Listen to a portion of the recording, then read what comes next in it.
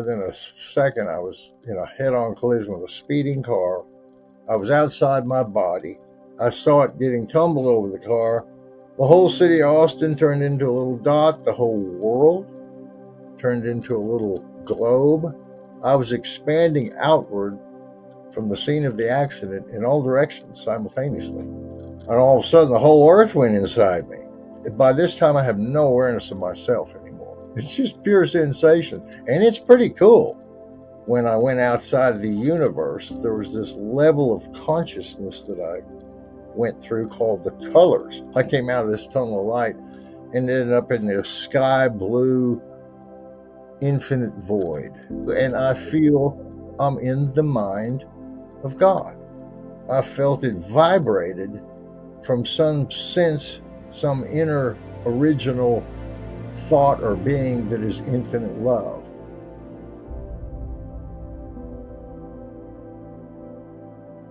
Thank you so much for joining me on another episode of Let Thy Single Eye Be Still. My name is Travis Cosentino, and with me today is Gary Wimmer. Gary is a writer, he's a musician, and he's an actor, but he's also a world-renowned psychic. This is his near-death experience. What was your life like before your near-death experience? Well, my life was rather interesting. I was the third of 7 brothers. I started playing guitar when 1964, when the Beatles came out. I knew all their riffs. Never thought I'd be a professional musician, much less a professional psychic. Started engineering in college, electrical engineering. Sex, drugs, rock and roll took over. I started reading a lot about spirituality. Edgar Cayce got me very interested because I was a altar boy. I was a Catholic. When puberty hit, I left the Catholic Church, but I never left God or Jesus. I just left the church. I realized if they can't deal with, human sexuality, they got some issues. So anyway, in college, I started reading a lot of Edgar Cayce.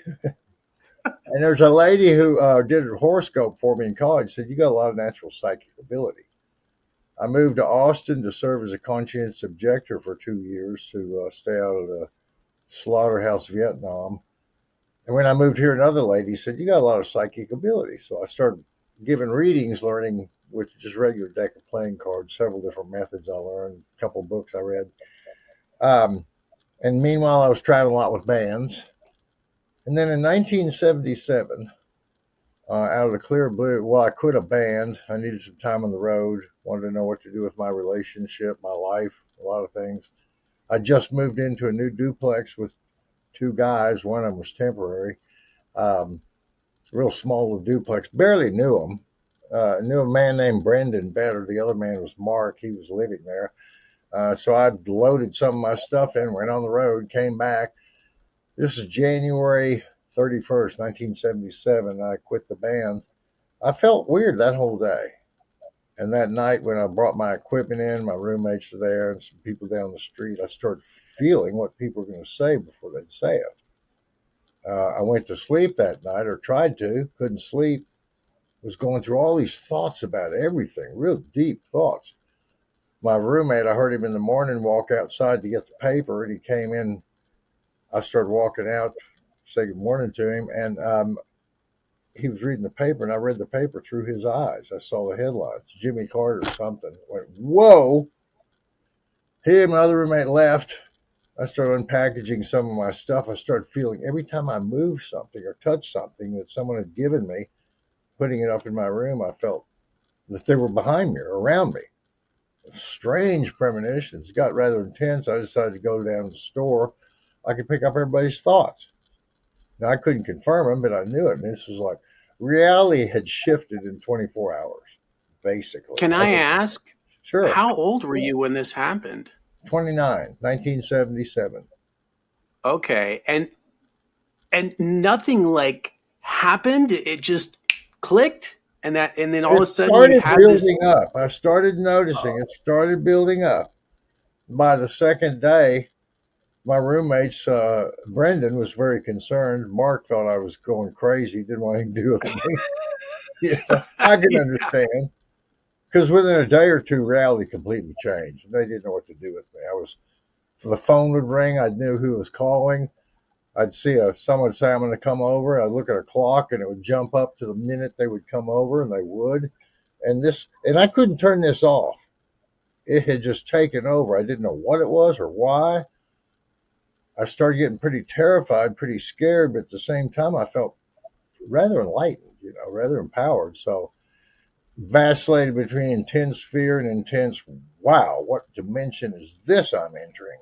You know, Yeah. and because I couldn't turn it off, there was no neutral. I would either pick things up from people or I would project things innocently because I couldn't turn it off. I would look at a stranger 3 blocks away with a blue hat, and I'd think, point up to the sun, and he'd do it.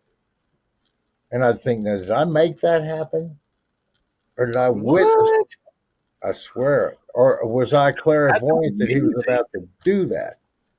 And if I made that happen, what if I thought car wreck? The intensity of my thoughts became paralyzingly scary. And Oh, I was trying to navigate between this road of keeping this sort of higher consciousness in mind.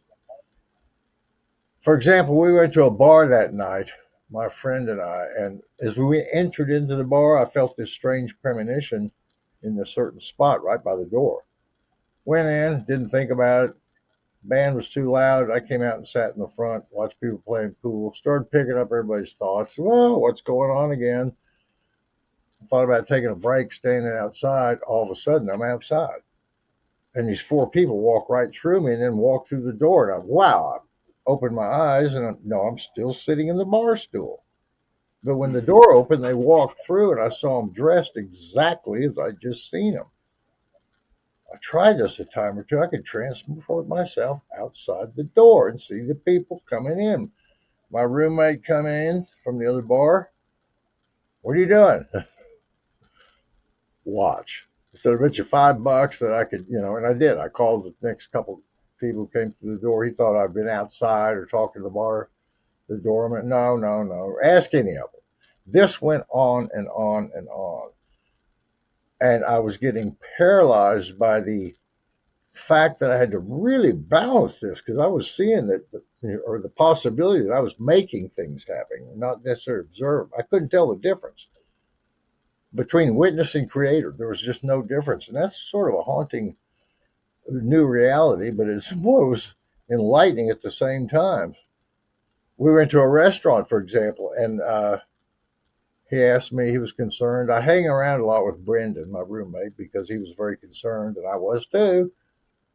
So we're having lunch at a restaurant. He said, how are you doing now? I said, well, I'll just show you. It's easier to try to explain. I can't explain it. Looked over the corner of the bar. There's 2 ladies in the corner of the restaurant, way over in the far corner. I nudged him, said, do you know either of those ladies? He kind of looked around. And, nope, don't think so. And I said, well, I'm going to have the brunette who's facing away from us, hair like yours, long, beautiful, brown, looking away. I'm going to have her write me a letter. And he said, what? I said, I'm going to have her write me a letter.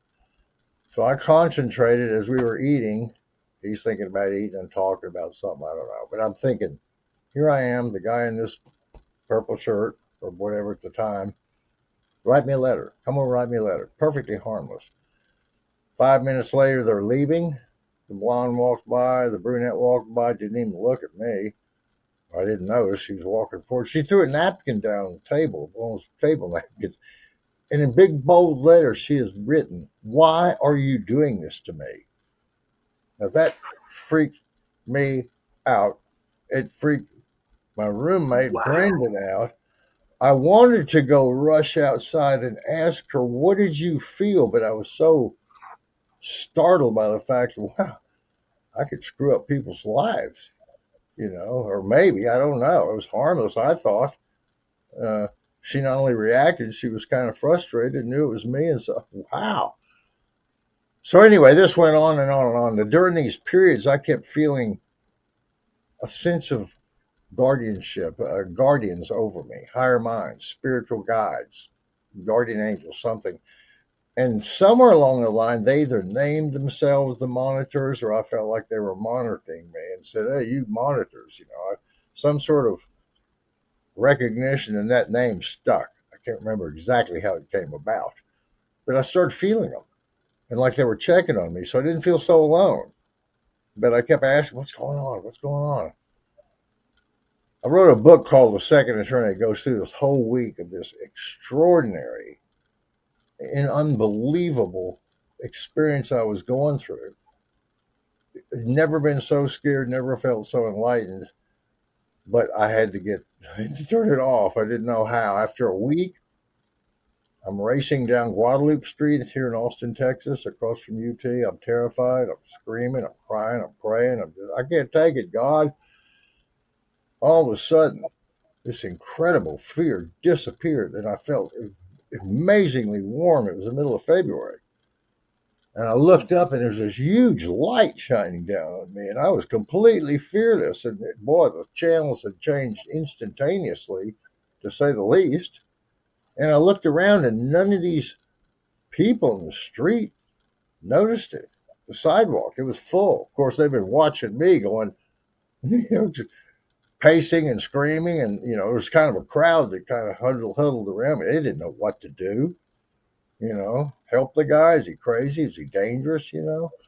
Uh, So all of a sudden, I felt elated, and none of these folks recognized this, and I didn't care. I looked back up, and they asked me, "Do you trust us?"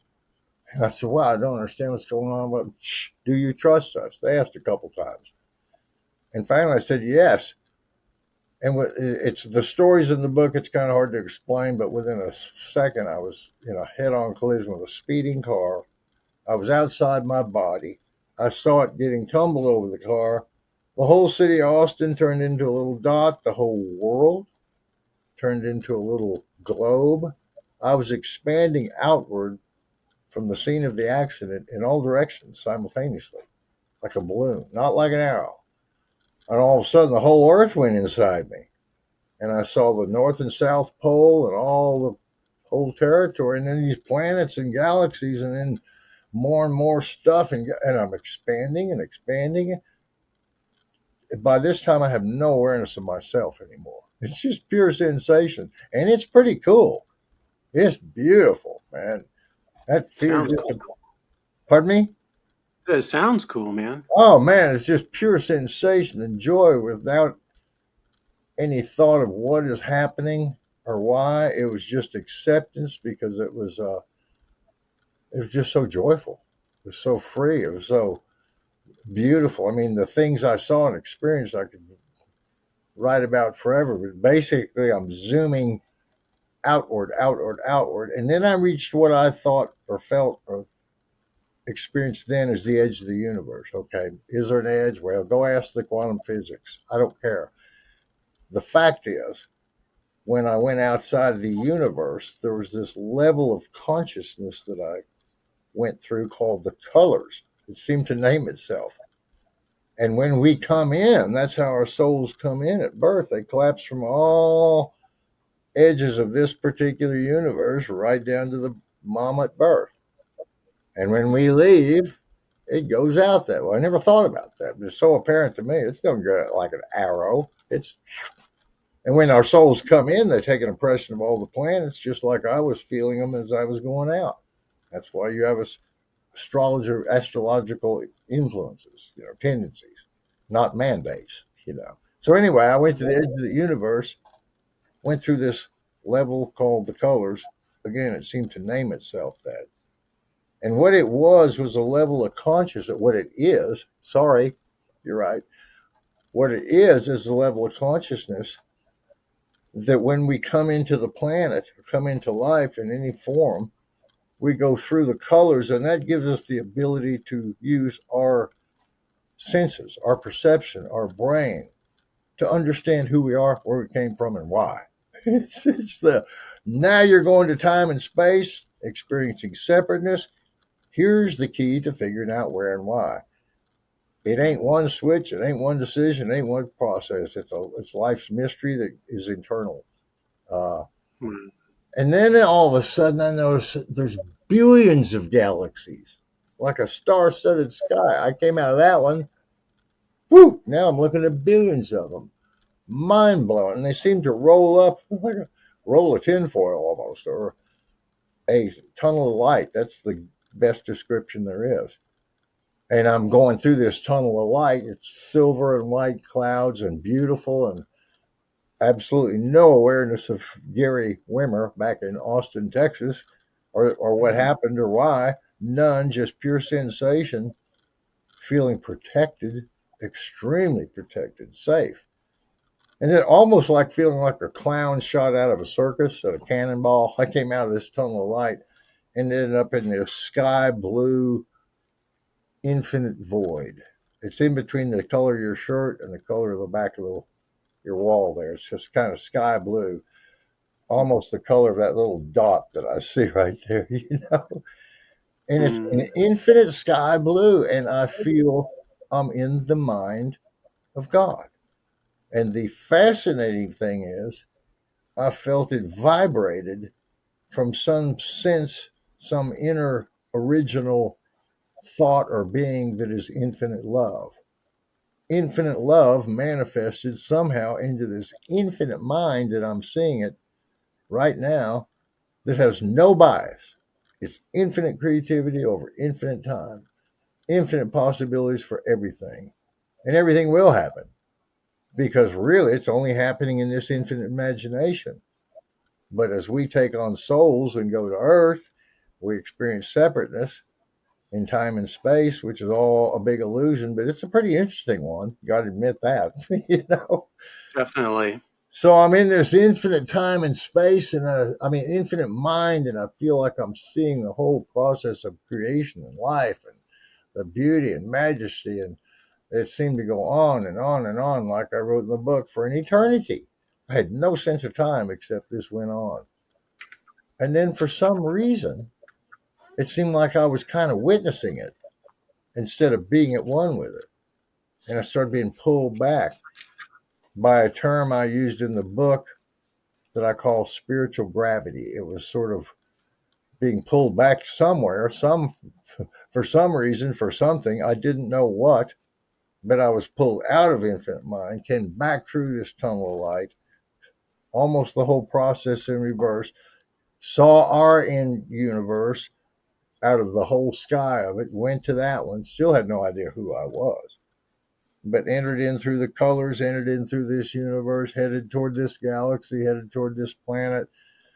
And the closer I got toward this planet, the more I felt I have some association with something here. I still didn't know who I was or what.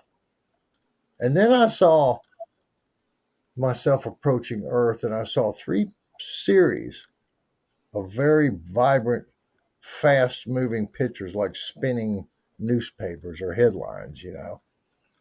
And the first one was all the chaos we're going through now. I saw 9/11. I saw the planes crashing through. I saw COVID-19. It looked like a big oil slick going over the planet. I saw these economic things. I saw the wars we're going through. I can't say for sure what will happen, when, how, what is guaranteed, but I've seen so many flashes of the future. And people ask me, what'd you see? I said, go watch breaking news every 5 minutes of the day. It's right on TV. The whole world is being, especially now, we're going through a world revolution, going from the age of Pisces into the age of Aquarius, and everything's being brought to its extreme so we can see the holes in the system, in ourselves, so we can fix them. So I saw all this turmoil and change that we're going through now and into the future. What's guaranteed? What's for sure? I don't know. Ain't going to go there. But then I saw the next level of humankind, which was beautiful. It's like the Aquarian age. It's space, technology, the sea, peace. Now, whether there's a billion people left or a million or 20 billion, I don't know, but that's where we're headed. This is where we are now. Big transition over the next century or more. Then I saw these pictures of a musician and a psychic. And I thought, well, that guy's kind of strange. all of a sudden I saw my body in the middle of the street and the driver hovering over and people screaming in this banged up car. And I thought, oh, wow, that's me. And I jumped right back into my body and wow, where had I been? I didn't feel any pain, no pain, no it wasn't bleeding, no hurt whatsoever. But this red-haired guy with long red hair like yours was hanging over me, going, "Man, I tried to stop. You heard I just freaking out." Now I'd just been to heaven and back, and I didn't need this. Excuse my French. So I tried to push him away and get up. He tried to hold me down, and I finally shoved him away. And man, I didn't know what to do next. Like there's something to do next, other than just kind of absorb the experience, which in that predicament was not available because they were calling cops and police, and I asked all these people if they saw this thing, and of course, boy, the circle got wider. They didn't know what to do with me, so I was going to go home. I ain't hurt. The car's broken. I don't know. I can't understand this, but I can't deal with this. Uh, and then someone said, no, you know, I'm chasing you down the alleys. And I thought, yeah, they will. If the cops come, they're going to be chasing me down the alley, the ambulance. I'll just stand here and explain to them what happened, right? And so when they came, I tried to explain to them what happened because the first thing they're looking for is a blood-spotted body all over the street. And there ain't one. In fact, all the people are pointing, you're looking for him. And I said, yeah, I'm the one that, you're the guy who was in the car accident? Yeah, I was hit by the car. Yeah. How are you even standing? It's on my feet. Didn't have a scratch. Didn't feel anything. They were mind blown. The cops are going over and talking to the witnesses. They kept asking me what happened. I tried to explain, and that didn't make a damn bit of sense to them. Or the witnesses. They didn't see what I went through. They just saw me talking to something and getting hit by a car and getting up like nothing happened. You know. Wow. So That's wild. I couldn't deny it, but I couldn't understand. But I certainly wasn't going to fight it. You know, they got cops and police, so they took me to. They wouldn't let me walk home. Took me to the ambulance. Took me to the ER. X-rayed me, checked me out. Not a scratch, no glass, no hurt, no nothing. Car's all smashed up. They're asking me what happened, and of course, again, that didn't float. So maybe I should just shut up. You know, of course nobody's going to believe that. I don't hardly believe it. But living proof that that's what happened. So about 5-10 minutes into the emergency room, a guy walked up to me, and I had seen premonitions about him. In fact, I saw, as I explained, premonitions through this whole period. I saw this whole incident, but I didn't know it was me. I thought I was going to witness an accident and save somebody or something. I didn't, you know. I saw cops and ambulance and police, and so sure enough, it was me. But they take me to the emergency room, X-ray me, check me out, can't do anything. A cop comes up, wants to talk to me uh, because the driver filed assault charge because I pushed him away. I said, "Leave me alone," you know. Because Are you serious? Oh yeah, he filed assault charge on me. His claim was The guy that hit you with the car did that? Yeah. This is true. I believe you. I put the record in the book of him suing me for damages for the car. You know. Oh my God. I wrote to him and his lawyer, and I said, "Good luck. You guys get off free. I'm not even going to charge you anything. I could sue you. You know it. You weren't paying attention. Who knows you weren't drunk? You know, blah, blah, blah." Anyway, they let me alone. I let them alone. But at the hospital, the psychiatrist said, "Look, we can't let you just walk home after this. This is very weird. So we got to look at you. We're going to have to commit you to a psychiatric hospital. Do you have any objection?" I'd been to heaven back, man. What a night. I couldn't contest anything. I said, "You can do anything with me you want. I don't care." Well, they had to get an order of protective custody signed by my family. That would take a day or two, you know. So they threw me in jail and had told me they'd have to. And I said, "No problem. Just give me a cell by myself." And they did. And of course, as soon as I got in jail, all the other inmates, "Hey, what are you in here for? You?" So I said, well, I just jumped through multi-dimensions, saw infinite mind, came back in the middle of a car wreck, didn't get a scratch, saw God. Man, who are you? So I started talking to all these people in the jail. And I was one had mentioned something I'd mentioned about his case and his lawyer, and he says, how the hell do you know that, man? That's my lawyer's name. I don't know. There's a lot of things I'd like to know right now, pal, but this is the output. And so several other prisoners started asking me, and then finally the guard came up and leaned in the jail cell like this and said, you shut up. You're not a lawyer. You can't give these people legal advice, or I'll put you in solitary confinement. That didn't sound like fun. So I shut up, and that was a relief to me, too. You know, cop says I can't talk anymore. Finally, I get to lay down and try to figure out what's going on. Well, about a day and a half later, my brother, who's a year older than me, shows up at the police department. They called him. They bring me up with him and a detective. And Gary, what's going on? And, oh Jesus, trying to explain this to him is. But I tried, and within about 15 seconds, I'm looking at him and the cop and going, they ain't buying a bit of this. All they think is, Gary, you OD'd on drugs. Nope, no drug could ever do this. I know. I've tried them, been there. But they're the power, so they said, look, we're going to have to commit you to a psychiatric hospital. And they did. And next to 24 hours, I'm in the PIC unit, Protective Intensive Custody Unit, right? But I'm still amped up psychically, so I saw it as, psst, I see you. Everything was symbolic. Still. I asked the nurses for a bunch of envelopes and paper, because like I told you, I kept seeing these clocks. And I wrote down times every morning that my psychiatrist would come in to see me, because it would be a random time. And first time he opened the envelope, 2:35, what was that? I said, look at your watch. Huh, coincidence. Second day.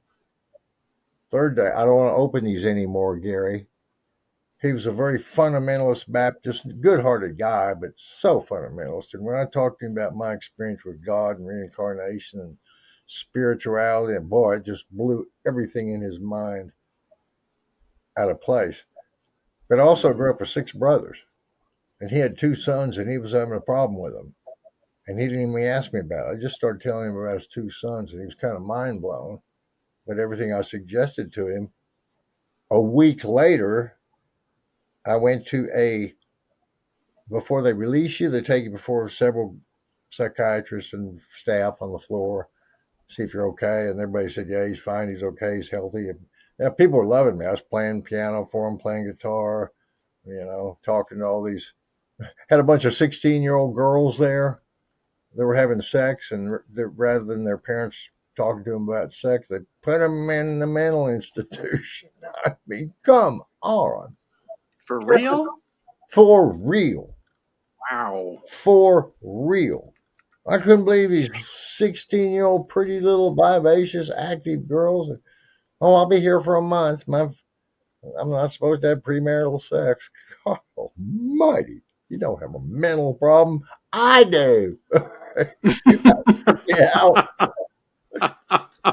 That's crazy. So anyway, after a week, I went before the board, and they decided I was okay and let me out, let me go home. About a month later, it took me a while to kind of come down. They gave me a bunch of lithium carbonate, which is what they give people for swings, bipolar. And that's what they said, bipolar, It was manic depressive at the time, that was the term, but I didn't give a damn. I went to heaven and back, and I'm still alive, and I ain't locked up. I got out of jail free. That's so awesome. About a month later, I had another surge of this coming on. My roommates called my mom this time. She came down and took me to Brackenridge Hospital to talk to a nurse, and it was obvious I was in a different world already again. And this time they took me to Austin State Hospital, which is here in Austin, much cheaper, or if not free, I'm not sure. I was there for 10 days, similar sort of thing. At the end of the week, they talked to a bunch of psychiatrists, and I was the sanest person in that outfit. They were glad to get rid of me. Nobody makes sense around here. So I was so grateful for having that near-death experience. What I could not figure out is why me. I kept asking my guides, why did I get this? No complaints. Eternally grateful. God, I never knew anybody could go there, see their guides, come back, live through it, to talk about it. But what did I do? Win the lottery? I mean, why me? And it was months later, I was about the fall of 77. I was sitting on my little porch outside, strumming my guitar, and took a break, and again started wondering why me. And all of a sudden, I felt these monitors around me, and I kind of looked around, and I felt them some spot on my front yard, and it felt like they shot a beam of light into my head instantly. And right then, I started seeing these like screen credits, like Superman, going off in the distance. And this same deep Earl Jones voice I heard in 77, do you trust us? All of a sudden, and the wind stopped, time stopped, everything stopped. And they started telling me this at the same time I'm seeing it flow out like a trailer. And the basic thing they said is, you got this experience because you always wanted to know. You always asked. You're an altar boy. You want to know about God. You're studied psychic ability. You're trying to understand Edgar Casey, different religions. All this curiosity served a purpose, buddy. You were ready to handle the truth, and we took you and brought you back. And be careful. You got to watch your extremism. You got to watch your diet. But the things you saw, you will see in your lifetime. And that's why I can't remember all the flashcards I saw. But I like to tell people, see verification on breaking news. This is an intense world change we're going through now. It really is. It's a change from Pisces to Aquarius. And that's not a switch. That's 100-year, 150-year gray area of transition, which we're right what we're going through. I'm an optimist, but we are getting to see all the flaws in ourselves, in our systems, for one reason, so we can fix them. Life's not trying to torture people, scare people, but it's definitely trying to get our attention. And just like my guides, I felt, and they came through with a bundle of gold, a free ticket to heaven and back, unscathed. Thank you. The power of the mind, the power of the spirit, the power of the universe to help us to grow and evolve is it's unlimited. But we get to choose. In times like now, when there's a lot of guides tapping on everybody's shoulders, trying to get everybody to wake up, heed the call, grow, evolve, be part of the solution, not the problem. Think about things, have introspection, raise your morals, values. It's hinting at us, but we get to choose whether to, like I said, take up that banner, take up that pledge, or not. It's kind of like if you don't, you're going to trip over the same box in your hallway tomorrow because you didn't move it yesterday. It ain't going to move itself. We have to be proactive.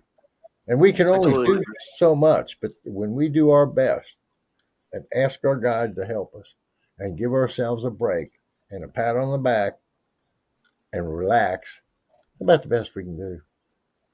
What were you going to say? Yeah, I mean, we have to. I was just saying we have to. I mean, I have a lot of questions that I wrote down, but I agree. I mean, I like to be optimistic too. I do feel like we're headed towards things are going to get a lot worse, in my opinion, before it gets better.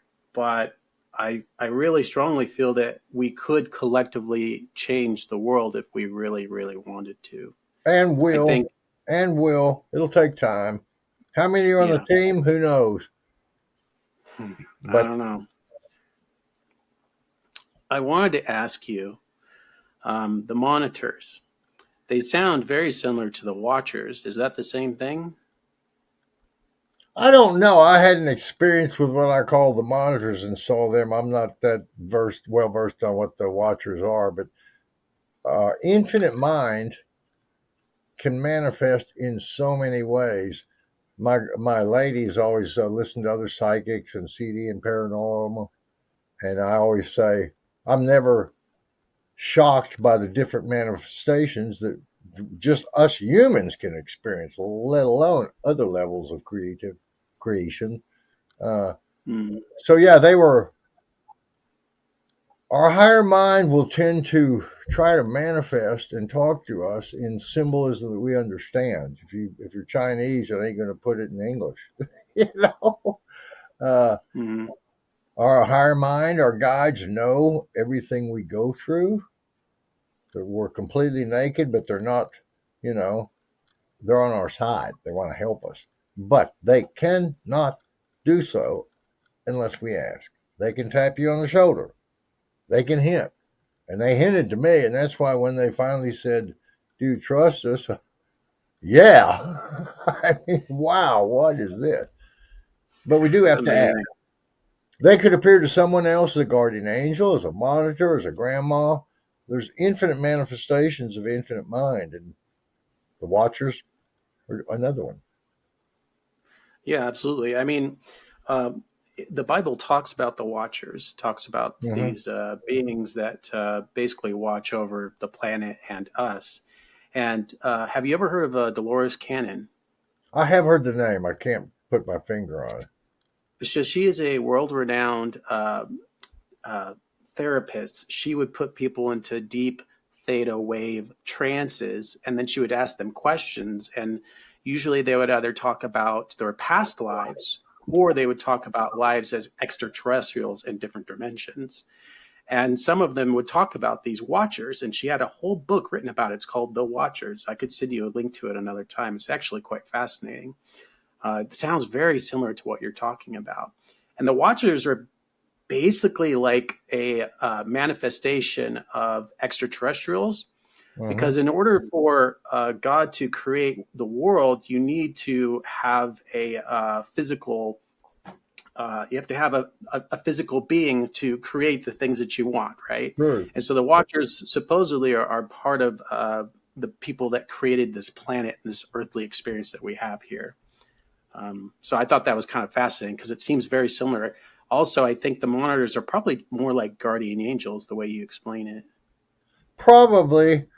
Now, many years ago, I got the book Urantia. I don't know if you're Mm. familiar. It's about 4 inches thick, of written by a group of psychics, spiritualists, whatever, and it defines so many levels of beings and consciousness and higher guides and this and this and it's too technical, too heavy for me. It's probably true. It can be true.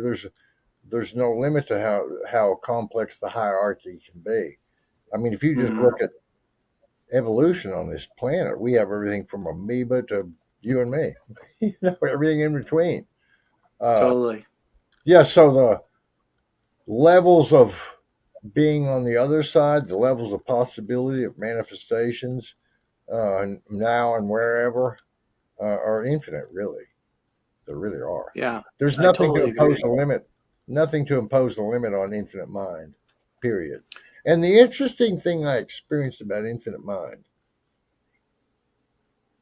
number one, at its core was infinite love, which most people who've had NDEs agree upon. That's the one common theme, even though our experiences can be vastly different. Uh, Number two, infinite mind either existed, which it does, and everything exists, or it wouldn't have existed and nothing would exist. There's nothing in between. There's no in between. It's infinite creativity or nothing. Because whatever is bigger than infinite creativity, then that's what we're talking about. We'll just get to Exactly. the top dog here somewhere or another. Hmm. I wanted to ask you. You said that you were in heaven, and your experience is so interesting and profound because it's almost like your entire experience from the point at which you realized that you were dead or whatever, you saw your body roll or whatever, you got hit, right? And then this entire of the shrinking and sort of the focusing of these centralized things that were so vast in our lives when we're alive just became this pinpoint of light, and then started to turn into a tunnel, which the Mm-hmm. silver and all the things, the colors, and you met the consciousness called color or something like that. Mm-hmm. Fascinating, amazing. But it's almost like your experience from that transition to point A to point B was the entire experience, because it didn't seem like you spent much time in heaven from what I heard, or did I mishear you? It was timeless. It felt like eternity. It really did. It felt like I was there for eternity. Of course, I had no idea then how I got there and if I would ever leave. It was just beautiful sensation. I wasn't even questioning it, you know. Hmm. I was just all of a sudden there, again with no awareness of myself and no clock, no sensation of time. According to Earth, I was only gone for a second or two between the time Hmm. I hit the car and I jumped up from my feet with the driver going, freaking out. That's probably what, 2 or 3 seconds there. But yeah, when I was in infinite mind, it did feel not only like there's infinite time, infinite possibilities, and infinite space, but A, they all manifested from infinite love, and B, they will all manifest, you know. And does that, because I believe sort of in the multi-universe theory. If you go to the store tomorrow, you make a right turn, you've helped co-create a universe in which you made a right turn.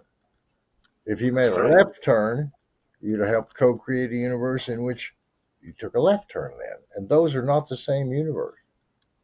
I agree 100%. Everybody's thoughts and actions are shaping this universe, and it seems absolutely seamless to us.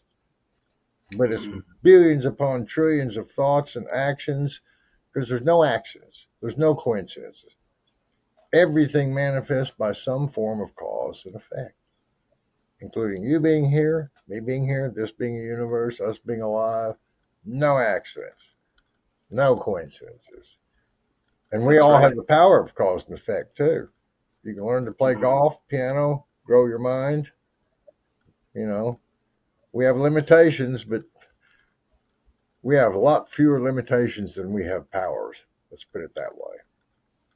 Absolutely. Well, I think that's really why we come here, is because we Mm-hmm. want to experience limitations. Mm-hmm. That's why we have that veil and we forget who we are, Mm-hmm. to experience suffering, to experience limitations, it's when you have everything on the other side, maybe life isn't quite as exciting, or maybe you get used to it. I don't know, but I would imagine that's why we do these life experiences, just to limit Yeah, and the ourselves. most the most obvious is sexuality. We're born male or female, regardless of your slant, and that affects everything. you know, it Totally affects does. your whole life, your sexuality, one way or another. You know. Well, not only that, but I don't know what your thing is like with the stars and whatnot, but I'm fascinated by astrology, Mm-hmm. and how fundamentally my personal experience has everything to do with the day and the time that I was born. Mm-hmm. My personality and who I am is because of that time in which I was born. So we are so very intricately connected to the stars and the planets and everything around us. So And I believe that. I saw that, like I said, when I came back into my body, and I saw that as how souls enter the body at birth. You know, uh, by that same means, contraction from the whole universe inward, and the last impression they get is all the planets around, Mhm. and that's why we have an astrological setup. But we come with the most powerful gift ever, and that is free will. We Mm. can't change our genes, our history. We can't change world revolution, quantum physics, wars, each other, the past.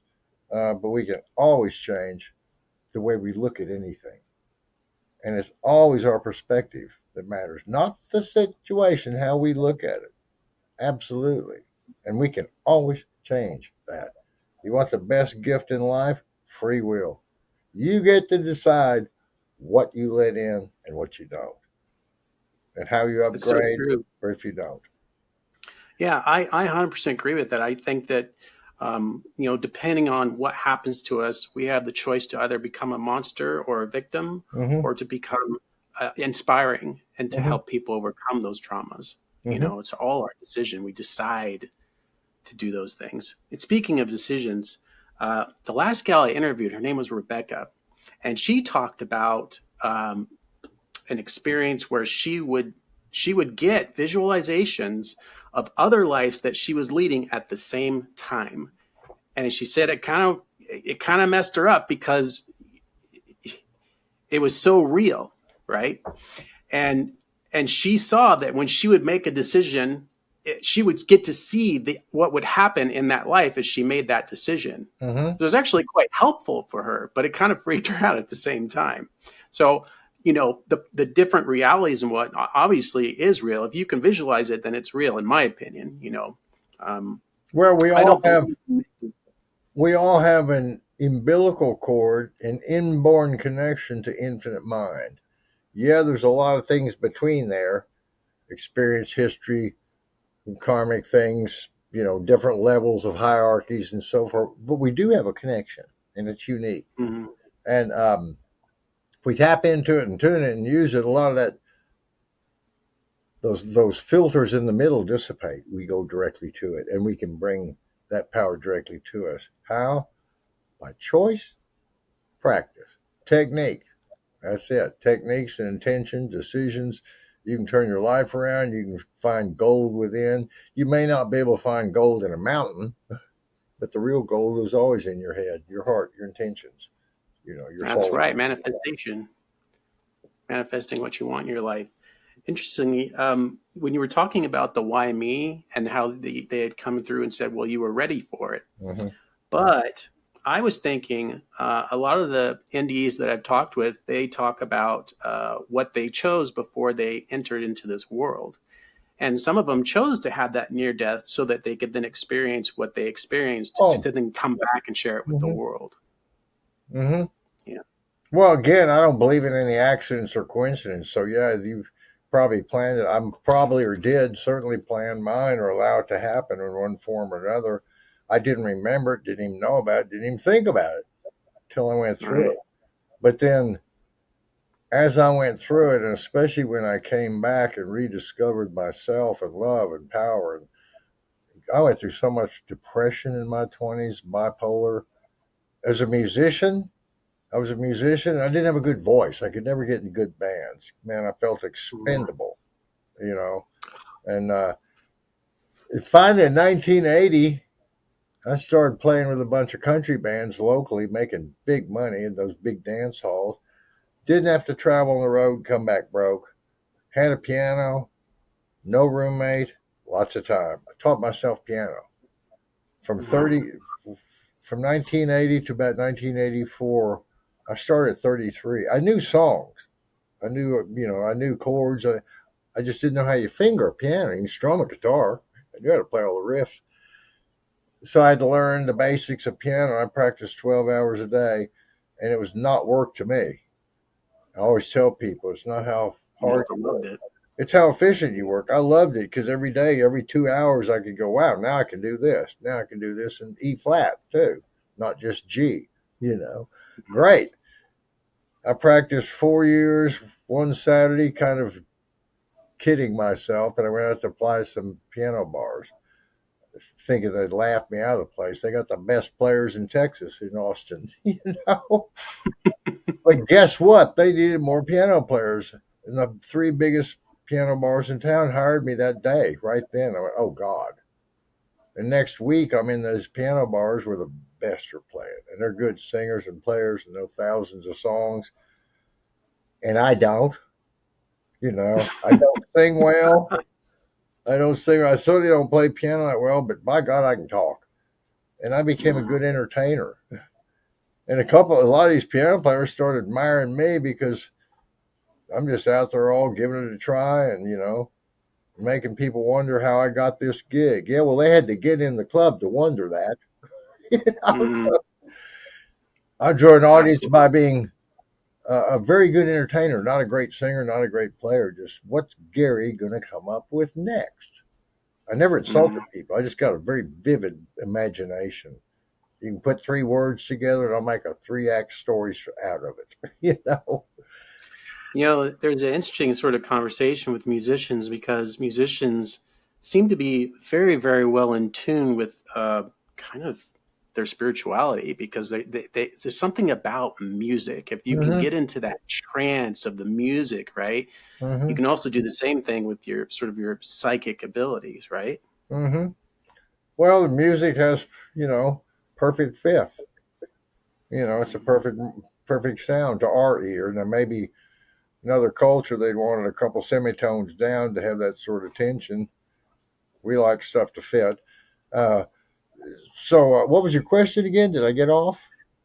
It wasn't really a question. It's just like more like it's just I think it's an interesting sort of concept that Oh, people that are musicians. musically Yeah, inclined they tend to have more intuition or in they're more in tune with right. their psychic or spiritual abilities, in my opinion. I listen to music all the time. I even noticed birds and animals. A minor third, if you go on a major scale, you da da da, one, two, three, C, D, E. But if you listen to nature, they're playing a flatted third, da da da, to minor chord. Nature sings in minor thirds. It really does. I hear it all the time from bird chirps to, because every time I hear a sound, I hear the notes in the piano. It can be a dog bark. I can hear what notes they're barking. You know, I've listened to music so much, I can hear a song on the radio and tell you the chords in key as they're changing, unless it's real complex jazz with a lot of real Mhm. difficult. But if it's basic chord changes, basic structure, I and probably most musicians can hear it, especially if you play piano. Because when you play piano, whenever I think of hear a melody, I think of a piano. Okay, here's F. I can think of its tone, and okay, he's playing B flat. That's an F. I know that sound of F. You know. Mhm. But yeah, I noticed that in nature, minor thirds. Music is the voice of the universe, and it's everybody loves it. I never thought I'd play music professionally. It never occurred to me. My older brother got a guitar, started learning, started working in a band.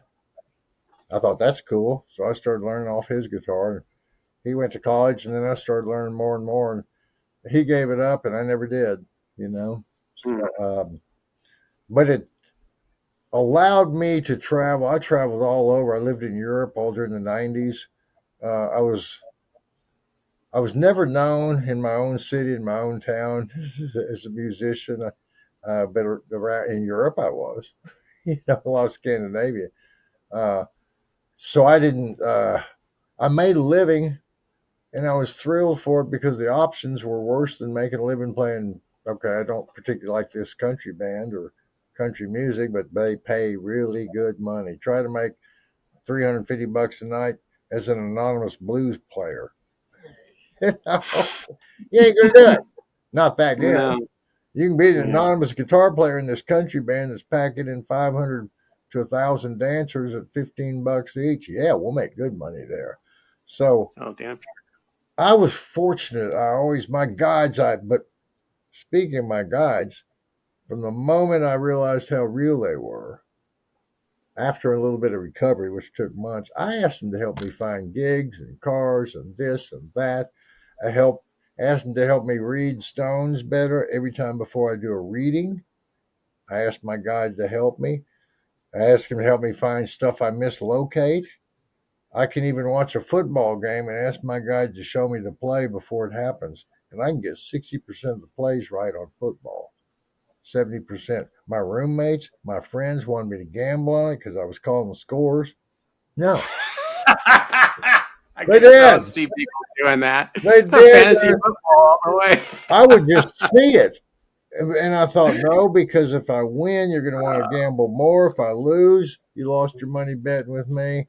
I do it just as practice, completely Mm. unbiased practice. I'll watch a football game for a few minutes with the sound off and just go, which player, and I'll get about 60, 70, 80% of the plays right. And I don't know Wow. who's on first and what's second. I don't care. I don't watch football except flipping between channels and testing my psychic ability because that's That's what it takes to develop any skill. Practice, practice, 100% agree with you. practice. 100% agree with you. I had a similar sort of, well, no, I didn't have a similar experience to you, but I discovered that I had psychic abilities much later in life when I was Mhm. like 35, 36 years old, and when I figured it out. And I only discovered it through doing those past life regressions, like I was telling you about earlier. And I ran into a guy who was doing tarot, and he didn't read the cards like he knew what the cards meant. He felt what the cards were telling him, and Mhm. that was very unusual. I had never seen somebody do something like that before. And after having that session and seeing this tarot reader, I asked him. I said, "Can I try?" And he let me, and I nailed everything about him. He said, "Dude, you have the gift." And I just started doing it after that. But I've kind of fallen away from doing any psychic readings for like 2 years now. I've just been focusing on like my own spiritual growth. Mhm. Uh, but I can kind of relate with you when it comes to like psychics, and like when I first started doing readings, it was very sort of archaic. I just would see lights and colors and pillars of lights, and I had to decipher what I was seeing, but it would make sense the more time I spent with it. But as time progressed, I started to get visions of like movies and things, and so I was starting to see things more visually. So you're absolutely right. Psychic abilities, and I believe personally that everybody could Oh be yeah. a psychic Oh yeah. if they put their time and energy into it and if they believe that they could do it. Oh yeah. So, You yeah. got 10 fingers. You can probably learn piano. But whether you want to or not, or spend the time to do it's another question. You got free will. Maybe you don't give a damn about it. But just, Yeah. but we can do things. And the mere fact that we can, that you can tap into creativity, to higher consciousness, to learn more about yourself, to connect with your guides, to read symbolism.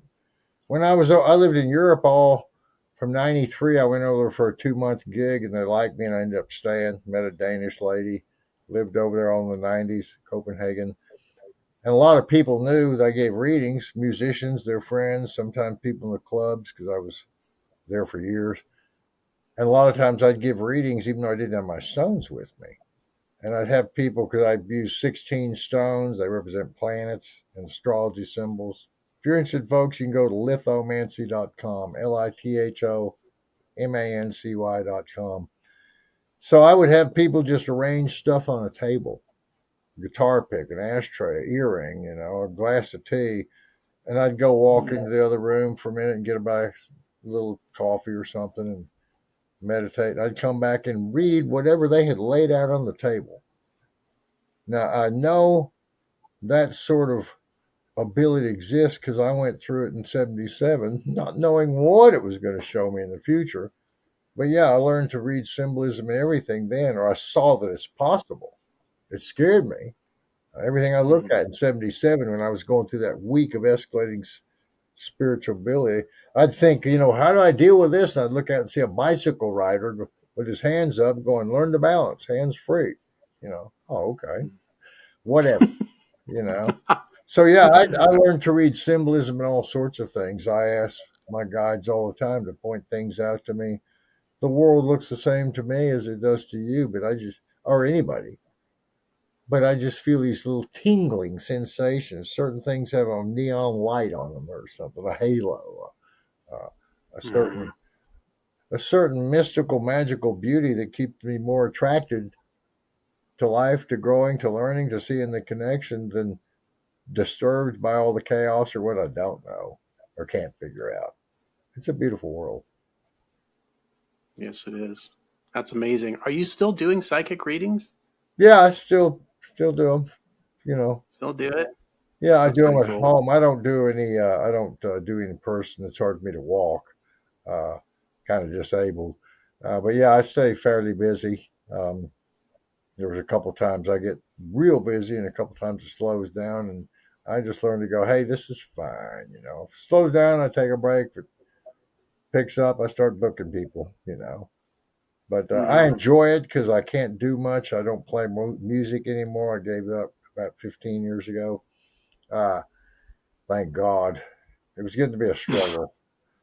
Well, it was getting to be a You did struggle. acting for a while, though, right? Yeah, but that was not a real money maker either. Mm. Tom Cruise is very safe, you know, Oh, sure. Yeah. I mean, no that's threat. kind of the thing. Acting is there's definitely a certain level of consistency to try and stay afloat, and it's not very consistent as far as I've I heard. So, loved it though, because the last 30 years of my life I played solo, and it was mm, me and Mike, me a piano or guitar, and I got tired of hearing me. And so when I started working in films, even as an extra, as a helping extras, little boom mic holder, whatever, uh, and some minor acting roles, I enjoyed it because I was around so many people, so many creative people. I mean, I met Tommy Lee Jones, Billy Bob Thornton, John Hancock, the people on the Alamo, on all these movies that were filmed here in the 70s. I mean, in between 2000 and 2006, a lot of movies were made in Austin because they just opened up the Texas Film Incentive, and Austin has a lot. Texas has a lot of locations. Everybody wants to come to Austin. It's a cool town, so I it found a is. lot of work in movies with major stars just as an extra or stand-in. Yeah, that's super cool. And you also wrote some books, right? Yeah, I wrote A Second Eternity. That's a true story of Mm, my near-death experience in 1977. Most of it is based on what happened in 1977, but the last chapter or two kind of brings you up to about 10 years ago. Me being in, mm, giving up music and playing film, and then doing more readings. This is a book I wrote about the art of lithomancy, the psychic art. It's kind of a how-to book of how to interpret 16 stones. That what people do is drop them into a circle. If I'm with the person, which I don't do them in person anymore, now I have them say drop. I drop it for them, and I read this pattern from like 12 o'clock, 3 o'clock, 6 o'clock, 9 o'clock, around like a clock. The stones represent Sun, Moon, Mercury, Venus, Mars, Jupiter, Saturn, Neptune, Uranus, and Pluto, the planets. And then the six other ones are love, life, luck, commitment, timing, and place. And depending on where they land and how, um, I just learned to read them. In fact, I met this lady in 1980 named Alice Warhol. And when I met her, she was a great psychic. She did a reading for me this way, and I'd never seen this. I was amazed. So I said, "Man, will you teach me?" She said, "Well, I got a course next week." I signed up. It was pouring rain. I'm the only person that showed up, me and her. And it was raining so heavy we both wanted to get home. So she gave me about a 10-minute lesson. Look, I'll show you how I do this. mm. Next day, I got 16 stones and put little labels on them to represent the planets and the personal stones, and started practicing. And the first couple readings I did, I went, "Wow, I can kind of feel stuff." Now Interesting. I got six brothers. None of them are interested in this sort of thing. None of them has that sort of curiosity or gift. They're all, businessmen with IRAs and families. I never been married, never had kids. You know, um, traveled most of my life. Always been in art, music. Been the eccentric. Uh, I can relate. yeah, so I was the weird sheep, but I Totally. never got bored in life. I'll say that. I got Yeah, frustrated, but I never got bored. You know, just that's pretty cool, man. just too much to learn, to grow, to experience, to love, to want to know. Um, Life's too exciting. Amen, brother. Well, this has been amazing. I wanted to ask before we close this out, how can people get a hold of you? Several ways. One way is to go to GaryWimmer.com, GaryWimmer.com, just like my last name here, Gary Wimmer, no L. I'm also a musician, an actor, and a writer, so there's four different links there. One of them is the link to my psychic thing. Or you can go to lithomancy.com, LITHOMANCY.com. That will forward you over to my psychic page, which has a lot of information about how to contact me and so forth. Best thing to do is email me, GW@GaryWimmer.com, GW@GaryWimmer.com. Send me your information, send me your phone number. I'll put you on my calendar. Sometimes I have a wait list. Right now I'm kind of caught up, but there's been times it's been 2, 3 weeks, 4 weeks, something like that. But I'll get back with you as soon as you contact me. I will email you back. I'll put you on my wait list, or we'll set up a time and a place, and you can pay on PayPal or a credit card. And I record the readings and email clients a link to download it, so they have a recording of the reading. And I can't tell everybody everything, and I'm not supposed to, and nobody is. But I can tell you a lot about what you're going through and why. That's kind of what I specialize in. I don't try to pinpoint, you're going to meet a guy named John on Thursday in April. Well, maybe it's Friday in September. Or maybe his name's Joe, and you're looking for John. I don't Yeah, try that to can pin definitely mess people. you up. Yeah, I don't try to pin people in. This will guarantee that, because nothing's guaranteed. Hell, you and I could be hit by a meteorite before the interview is over. Probably not. Exactly. Probably not. I know. Thank you for no meteorite. Yes, exactly. Don't look up. That's awesome. Well, thank you so much. I really appreciate you giving me the opportunity to hear your story. What an amazing story. What an amazing journey that you've been on in this life. And I've been so lucky. so cool, dude. And I went through so much depression and anxiety and doubt and fear, mostly about how to make a living playing music. And I grew up with 6 brothers. I had no confidence in women. But once I started traveling, I went, hey, this is okay. They're hitting on me now. I think I'll keep playing music. Yeah. This Well, works. the ladies do like the music, that's for sure. I I like get singing. I'm actually good at that. singing. Yeah. You sound like you have a good voice, Get out. Now, I learned to sing the right songs in my key. For example, I would never try to do Yesterday in G, like Paul McCartney. Yesterday, oh, good luck. I'll do it like D or E flat or something. Yesterday, oh my. But the one thing I enjoyed about playing solos, I got to do songs that no band would ever let me play. I did What's Love Got to Do with it. I did Tina Turner on one guitar. Wow.